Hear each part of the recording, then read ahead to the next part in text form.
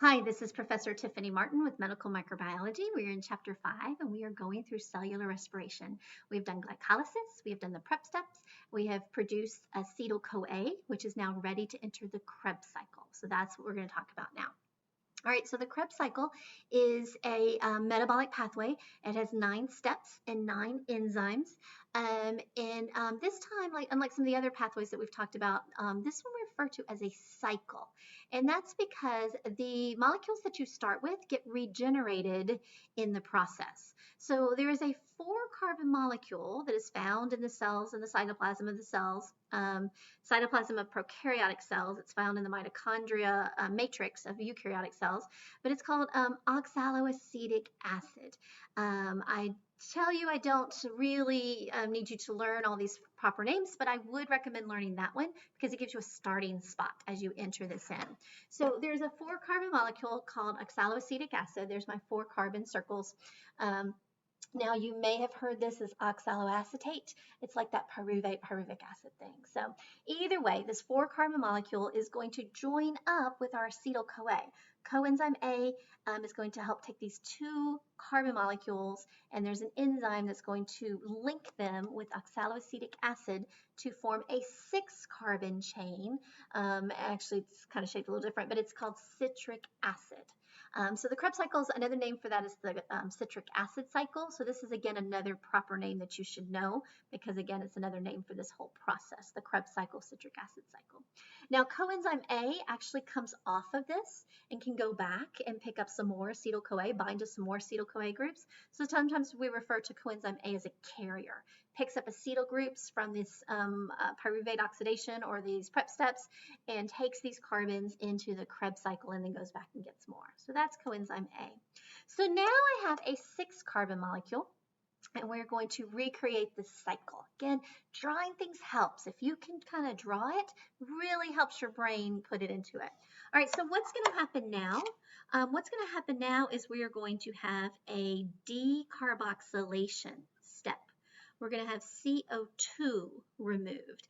At the same time, we're also going to get another oxidation and reduction reaction occurring. NAD plus is going to become NADH during this step as well. Okay, so citric acid, 6 carbons. We undergo decarboxylation, so we remove a carbon. We also undergo more oxidation and reduction. NAD plus got reduced. It picked up a hydrogen. The carbon molecule donated that electron with its hydrogen. It got oxidized, so more oxidation is occurring of your original glucose molecule. So that occurs in the Krebs cycle. That actually is going to occur twice. We're going to remove CO2, NAD plus is going to come in, pick up an NADH. And so now we have a 4-carbon molecule. 1 carbon got removed here, another carbon got removed here, and we are now down to a 4-carbon intermediate at this point in time in the Krebs cycle. All right, so those are the first things that came in. Hey, where are those NADHs going? Where are they going? To the electron transport chain, because that's where we need a lot of hydrogens. So we got NADH taking their electrons to the electron transport chain. Okay, now what happens? Now, during the Krebs cycle, we're actually going to make a little bit of ATP here. Okay, so that's good. That's what we're trying to make, right? End products, ATP. So we do make a little bit of that in the Krebs cycle as well. What else happens? We get some more oxidation and reduction. This time we get a molecule. We've been using NAD+. We get a molecule called FAD. And FAD is going to get reduced and become FADH2. So FAD comes in, picks up a hydrogen that was donated from our carbon molecule, so it got oxidized. the carbon molecule. Got oxidized, donated some electrons with their hydrogens, and we had FAD come in and now becomes FADH2. So FAD is very similar to NAD+. They're kind of related if you want to think of it that way. It also is a good electron acceptor, and at this point in time, he fits better into the Krebs cycle. So FAD comes in and picks up some electrons here. Okay, what else is going to happen from that? I think some water is going to come out. We are going to get another molecule of NAD plus that gets reduced to NADH. And at the end of this, we end up forming a 4-carbon molecule called oxaloacetic acid. All right, so if we want to go through, hey, where's that NADH over here going to go? Where is this FADH2 going to take his hydrogens? The electron transport chain. We'll see how that all fits together as well. All right, so here's our Krebs cycle. Do remember, hey, let's go back to the PowerPoint and see what we missed, and then we'll come back and sum it up. So acetyl-CoA comes in, joins with oxaloacetic acid to make a 6-carbon molecule, citric acid. We're going to get some decarboxylation and oxidation reduction. We're going to get another decarboxylation and oxidation reduction. We're going to make some ATP. We're going to get another oxidation reduction, and this time it's FAD becomes FADH2. Some water is going to be needed, and then we're going to get another oxidation reduction from NAD plus going into NADH. Now remember, that is for every acetyl-CoA. How many acetyl-CoAs did we make per molecule of glucose? 2. So how many citric acids did we need? 2. How many decarboxylations and oxidation reductions occurred in that first step? 2. And the second step? 2. So I had 4 carbons removed from my original molecule of glucose. So that happened. I made 2 ATPs. I need 2 down here. Are you getting it? So make sure you get the big 2 in front of everything because we are keeping track per molecule of glucose. Okay. All right, so fun fact, this is going to be a challenge for you, and you may even want to check with your friends too before we come back, but how did the original 6 carbons I had in glucose, how many are left after the Krebs cycle? Go back through, go find the carbons, and see how many you can find left. Think about all the times you got decarboxylation, how many carbons removed, and out of that original glucose molecule, how many carbons are left, okay? I'll give you a second. Okay, so what did you find out? At the very beginning, glycolysis, we took 6 carbons, we broke them into 2 3-carbon molecules. So I had 6 for glucose, and then they got broken up into 3 and 3 for pyruvic acid. So they got rearranged a little bit, but I still have my 6 original carbons, right? Then what happens?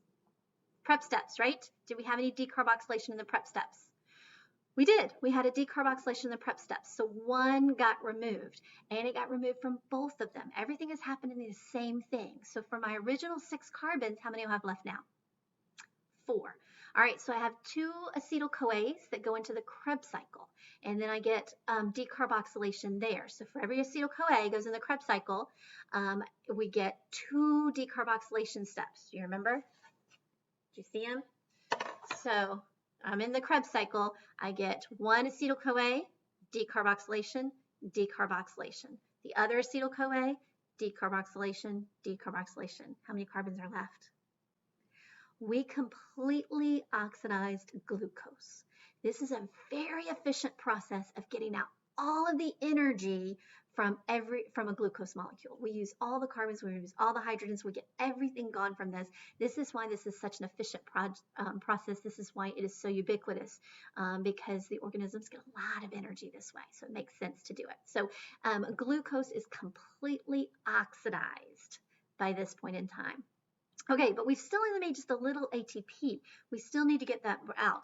And before we move on, I do want to point things out that we talked about in our metabolic pathways about what happens if the original precursor is not available.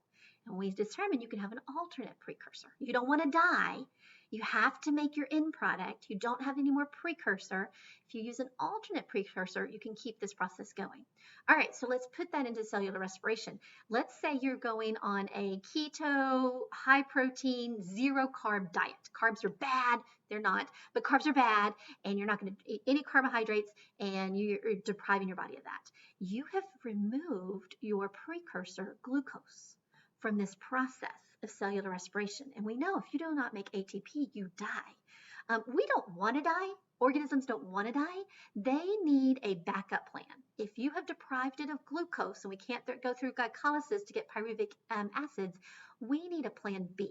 We need other things that we can use to break down and use in this process and send those hydrogens to the electron transport chain to make ATP. Now, when you get these high protein diets, you're trying to break down, usually you're trying to lose weight on them and you're trying to break down fats. And you can do that. Your body has other metabolic pathways that can take fatty acids and triglycerides, breaking down those, and use those to bring them into the Krebs cycle and into cellular respiration. So that's good, but you're just going to need some different enzymes to do that, and that's what you're going to break it down. Now, do remember that your body doesn't care where this comes from. It just knows that it doesn't want to die, and so it will break down fatty acids, and that's why people do lose weight on these types of diets, but they also break down proteins and do that. So you have to be very careful about using these, because not only will you break down fats, but you'll start breaking down proteins, and that's usually not what we want to do. Now, all of these are going to have different metabolic pathways than what we did before, which means they're going to produce some different byproducts. So if anybody's ever played around with those diets or knows that people did, your breath starts to have an odor, you're producing ammonia that your body has to get rid of. Instead of carbon dioxide and water, you're producing ammonia. It has a different odor in your breath. It's also more toxic in your body. And the longer you stay on this and the more of that and these other byproducts that you get going through your body, it's not good. There's no nutritionist that will go long term for these types of diets. And I know that you can be successful short term, make your own choices, but just make sure you understand how these are working. They're not the most healthy ways to lose weight. So, all right, so I just wanted to point that out there. All right, that takes us through the Krebs cycle. After the Krebs cycle, we're going to enter that electron transport chain and chemiosmosis. So I will catch you in the next video. Thanks.